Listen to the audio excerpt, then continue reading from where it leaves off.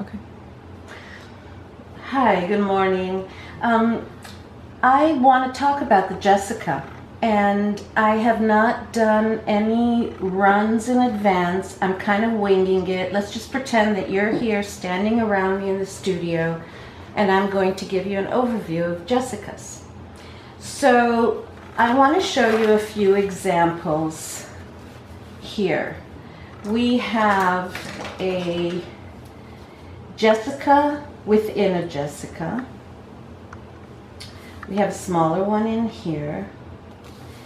We have a bigger one here that actually has a whole bunch of intricate stitching inside. We have a crescent here, and a bunch of others that we'll be talking about. So before we get into that, let me just show you. Here's another Jessica with a stitched inside, and these are perhaps my favorite. These Jessicas here all have a very intricate weave inside that coordinates the color of the thread I'm using for the Jessicas. So they really are fabulous and well worth it. You're going to hear Esther breathing loudly. They're well worth looking into. So let's start with understanding the Jessica. Now that you're into designing, you will find that on a piece of canvas, this is your canvas, you're going to want to make a circle, for instance. So you're drawing the area that you would like that circle to be in, right? This is your canvas, this is where you want the circle to be. From there, because we stitch from hole to hole, you're going to take this circle and figure out what area it takes up in terms of holes. So this circle, when I take it and transfer it into holes, I have 3 holes on the bottom, 3 holes along the side. If you'll notice, I count this one as the third here, as the first here. 3 on the side, 3 on the diagonal, and so forth. So every side of this Jessica is 3 holes. Now the question is not what the area of the Jessica is, because we know that no matter what we do in here, this is the boundary of the Jessica. The question is, what will the Jessica look like in the inside? So I'm going to take this and show you a larger example. This is the exact same Jessica. If you see, we have 3 holes, 3 holes, 3 holes, and so forth. Let's say that this hole right here is going to be hole number 1 of our Jessica. What we need to determine is where hole number 2 is. Now with Jessica, there are 2 fast rules, always. The first rule is that every hole in our Jessica will be visited twice. Once coming up in the hole, and another time coming down in the hole. Therefore, for each hole, we should see 2 threads coming in and out. The other thing we know is Jessicas are always on the diagonal. Every stitch is on the diagonal because every stitch needs to overlap at least some of the previous stitches. Now you can't overlap if it's in a straight line. So if I stitch this and then stitch this again, that's not overlapping. We're not making a Jessica. Therefore, it always has to be on the diagonal, right? Okay, so I'm going to start by saying that my first example, hole number 2, is here. Now this is the first possible place that hole number 2 can be in our holes that we already determined. Because it can't be here, that's a straight line. It can't be here, another straight line. Therefore, it has to be on the diagonal. And this is the first hole that is on the diagonal from hole number 1. So I start number 1, come out, come down at 2. You know you're always moving 1 forward. 1, 2, over 1 will be 3, up will be 4, over 1, 5, up 6, and so forth. We'll talk about that later. Let's look at another example. Again, we're looking at the exact same Jessica boundaries, right? 3, 3, 3. Except this time, even though our number 1 is in the same position, we are going to move number 2. So if number 2 was here last time, we're going to bring it up to here.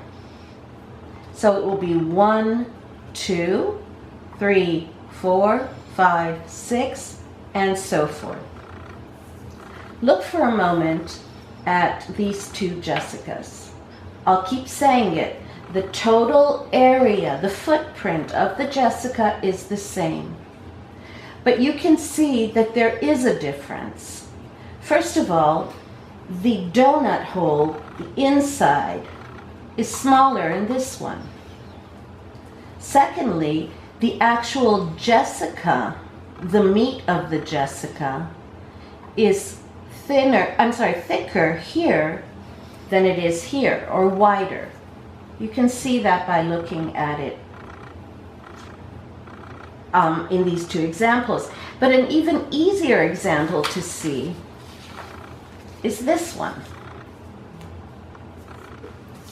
Here again, I have the same footprint, 3 by 3, but this time my number 2 is not going to be here.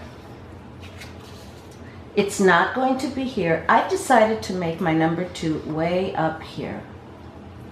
So 1, 2, 3, 4, 5, 6, and so forth. And again, looking at these 3 Jessicas, you see that as I move my number 2 further away from number 1, my Jessica becomes wider and my inner hole, the donut hole, becomes smaller. Now, why bother with these 3 different Jessicas? Well, it really matters what you want to do with the inside of the Jessica.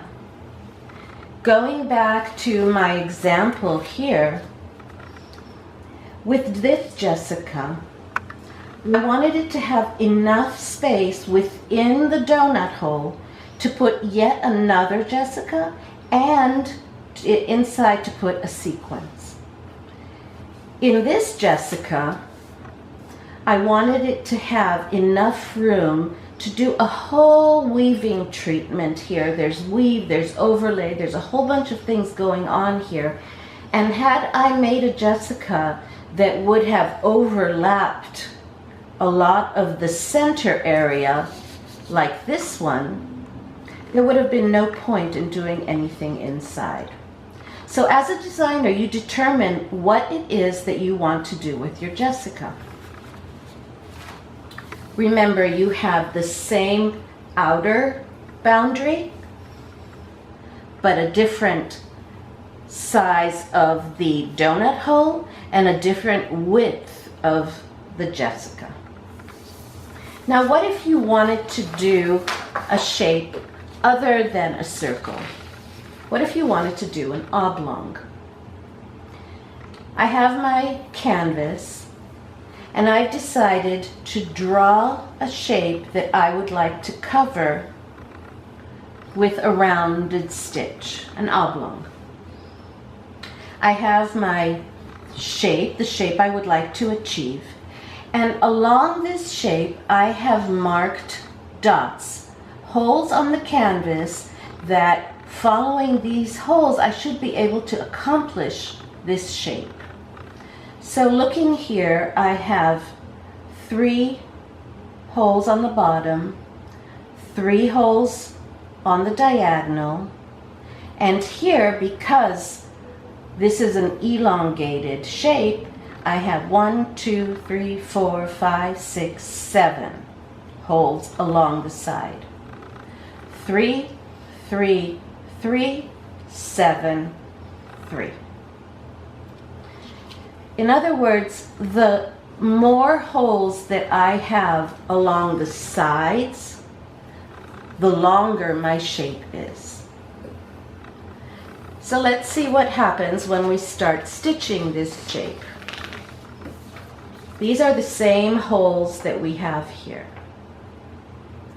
I have marked the lines that I will be stitching. So again, I'm going to say this is hole number 1. I have decided that hole number 2 is going to be here. In other words, I'm stitching coming up here, going down there. Up here, down there, up here, down there, and so forth. And I continue around. And this is the shape I will be stitching. This is the center that I am left with. The same exact oblong, except this time 1 is here, but 2 is all the way up here. So if 2 was here last time, now I'm bringing it all the way up here. And I stitch around, but you see that the inner shape is much smaller and that the Jessica itself is much fatter, heavier, wider here. Take that oblong and let's say we want to lay it on the diagonal, like I have drawn here. So this is the area that I have on my canvas that I want to stitch a shape in. I've placed my oblongs and then I go to figure out where the holes are that stitching them will give me this shape. So I've placed them along here. 1, 2, 3, 4, 5. You'll see here that this particular hole only shows this line way up at the top. But if I don't stitch in this line, if I were to go this way, I would have a much different shape. So this is 5. 1, 2, 3, 4, 5. From here, 1, 2, 3, 4, 5. 2, 3, 4, 5, and so forth. So each side of this oblong is 5 holes. And how does it look when I'm starting to stitch it? I've decided that I will put 1 here and 2 here, moving along. And so I will get this oblong shape on the outer border, and I'll also get an opening that is also oblong. And remember, if I were to take number 2 and bring it up here, you can see how much of this inside would disappear and be taken over by the Jessica border. All right. Let's look for a moment at how we will actually mark our stitching sequence. So here I have that first 3 by 3 by 3. And I will say, by the way, I always like to take the lower left-hand side as my hole number 1. I'm not sure why. I started doing this when I first started stitching, and it just seems to be really easy for me to explain and work that way. So I'm saying that 1 is here and 2 is here. I'll stitch that. 1, 2. Now remember, you are moving each time 1 hole over on each side. But what you need to remember is you need to follow these dots that you predetermined, right? So 1, 2. This is 3, 4, 5, 6. Now here, I'll move up for the next stitch, right? So this is 7, 8. And now, this is where my 9 is. So I'm going to do 2/9. 7, 8, 9, move up 1. If you notice, when I said at the beginning, every hole in the Jessica will be visited twice, once coming up and once going down, you'll see here it says 2 and 9. Therefore, this hole in the Jessica has already been visited twice. So we said 9, 10, 11, 12, 13, 14, 15, 16, 17, 18, I'll move my hand every time, 19, 20, 21, 22, 23, 24, 25, and here is where 26 is, so again, I'm going to be sharing here. 26, 27, 28, 29, 30, and the last one is 31, 32. Now to make sure that I did this right, I'm going to actually stitch with my pen. So 1, 2, 3, 4, 5, 6, 7, 8, 9, 10, 11, 12, 13, 14, 15, 16, 17, 18, 19, 20, 21, 22, 23, 24, 26, 27, 28, 29, 30, and 31, 32. Remembering that you're always going one hole forward on both ends will help you determine what your stitching sequence is. Okay. So these are the numbers that we just came up with, and just to show you that we did it correctly, we wrote 5. No, we didn't do it correctly. Let's see. Oh, I know why. Because number 2 is here, not there. Phew. So here I did 1, 2, but here I did 1, 2. So it would be, because the 2 is closer to the 1, we would have a bigger opening, a thinner Jessica. That was scary. Okay. This is another piece of canvas that we have. And this time the hole that I want to, the circle I want to draw on the canvas is bigger, right? I take my initial circle and I figure out what holes I need in order to achieve it. And I've marked them. I have 1, 2, 3, 4, 5, 6, 7. 1, 2, 3, 4, 5, 6, 7, and so forth. So all sides are 7. By the way, if all sides are 7, then we know we're going to get a very a symmetrical circle.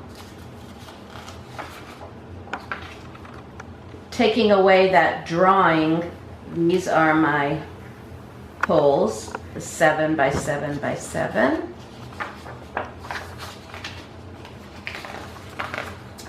And we'll get back to this later, but obviously on this, if I were to take hole number 2 and make it here, the first possible diagonal, this would look very different than if I were to take hole number 2 here, and even more dramatic if I were to make hole number 2 here. And we'll come back to this a little later. This is an example I got from Patricia for a Jessica, and coincidentally it's a 1, 2, 3, 1, 2, 3, 1, 2, 3. So if you remember, our very first Jessica was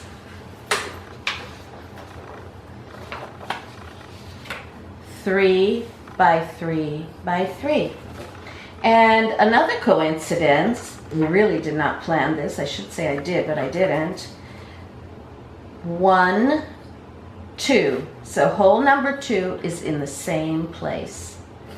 And so you get thick and a very small little hole here. Can you hear Esther?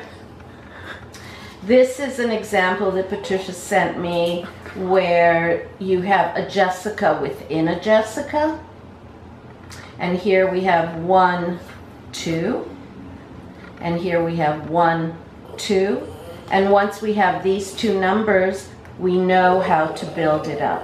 Can you hear Esther? It's annoying.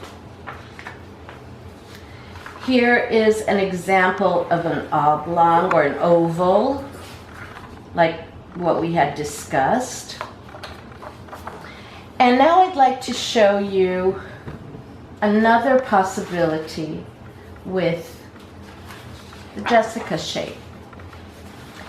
Looking at this piece, you can see this teardrop shape right here. We have it here too. And we have this one and this one, so they are mirrored images of each other.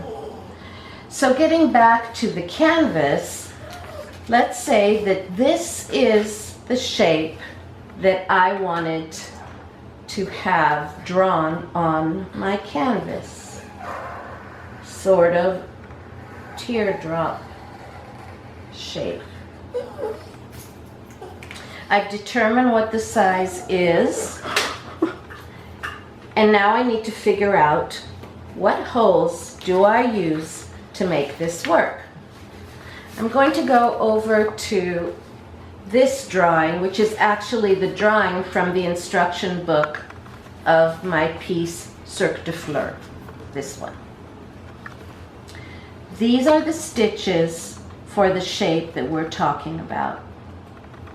And I want to show you what in reality this looks like. So if you can look at this guy here, okay, this guy here, thank you, Ray, this guy here, and look what happens when I stitch it with number 1 being here and number 2 being up here. This is what I get. 1, 2. Look at the size of the inner circle. And once I've done 1, 2, well, it's easy to continue. 1, 2, 3, 4, 5, 6, 7, 8. Just continue going around all the way back. That would be this shape.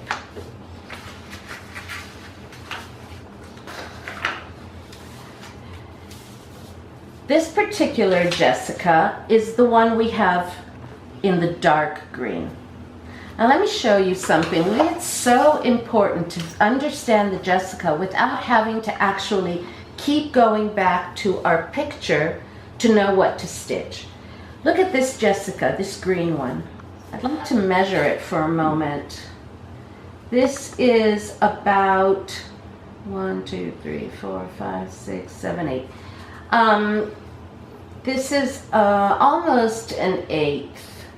I'm sorry, almost an inch. It's about It's about 3/4 of an inch both ways. Okay? Not huge. This is 18 count canvas, and you have a Jessica that's only about 3/4 of an inch. However, when I look at the actual numbering of the Jessica, this small little guy comes all the way up to 80. So you have to continue counting all the way up to 80 in order to make this Jessica. So as you're working, right, 1, 2, 3, 4, 5, 6, and let's say that you get to 33, 34, 35, 36, 37, 38, you keep working around and for some reason you get distracted. And way up here in the 40s, you're not sure where you are anymore. Well, instead of trying to figure out what number you left off at, excuse me, it would be much easier to see what whole number you're in. So if you have come up in this hole and you got distracted, and now you need to go back and determine where you are, well, you know that you have 1, 2, 3, 4, 5 holes along the side. You came up in your 4th hole, and you know that you only have one more hole to come up with in. So you're going to go 39, go down into 40, come up 41, down into 42. And because this was your 5th hole, you know you're not going to keep going up this way. You've already visited 5 holes. You're going to now go this way for 1, 2, 3, 4, 5, 6, 7 holes. All the way down to hole number 80, which makes this. Here we have the numbering for the inner Jessica as well. And this tiny little guy comes up to 48. So again, it's really good to be able to figure out how to do this without having to count, without needing to know anything more than hole number 1 and hole number 2. I just wanted to show you that this is this Jessica with all this inside overlay. We have vertical stitches, we have diagonal over, we have tack down stitches, all of this happening within this Jessica. Now let's look at crescents. Going back to this piece, we are now looking at what happens with this line. I'm sorry, is it that line? Yes, this line and this line. So let me line this up. You see here and here, and we're looking at here and here. So what I have done is decided that I want to do this kind of a shape. Let me get it better. I want to do this kind of a shape. I want this to happen, and then I want this to happen. Once I've determined these lines, I go back to determine how many holes I need to accomplish that, and then I need to mark these, number them. I come up at number 1. My number 2, because I look at the diagonal, 1, 2, 3, 4, 5, 6, 7. The first place my number 2 can be is beyond this line. It would have to be 1 over, so this is hole number 2. 1, 2, 3, 4, 5, 6, all the way down until I've made this line. in order to make this line, I just flip the numbering over. And so with 2 crescents, I've kind of cradled in a shape. This is the exact same crescent that I showed you a moment ago.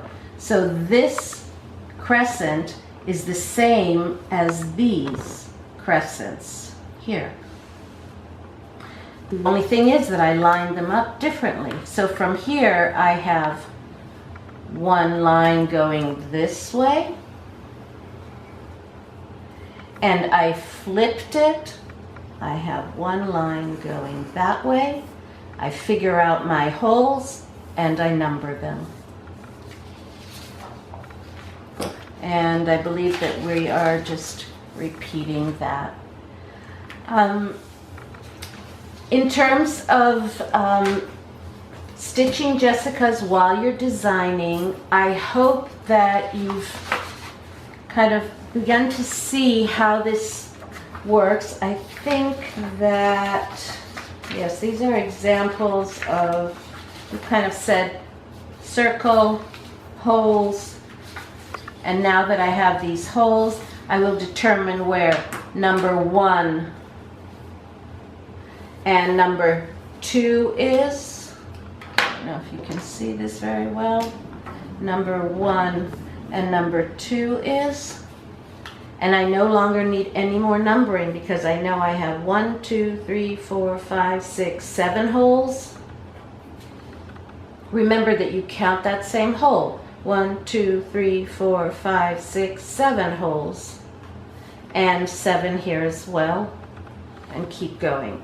So you're going to come up and down in each of these holes to make a Jessica. I hope that's helped, and we'll continue talking about them. If you have any questions, please post them so that we can answer and all benefit the information. By the way, just one quick little point. Remember the 3 by 3 by 3 that I had initially used, this little one? Just so you get an idea of the size, this is 3 by 3 by 3. Tiny little baby. So just give you an idea, this one counts up to 80. And this one will probably go, I don't know, maybe in the 20s. Okay, we'll meet again soon. Thank you.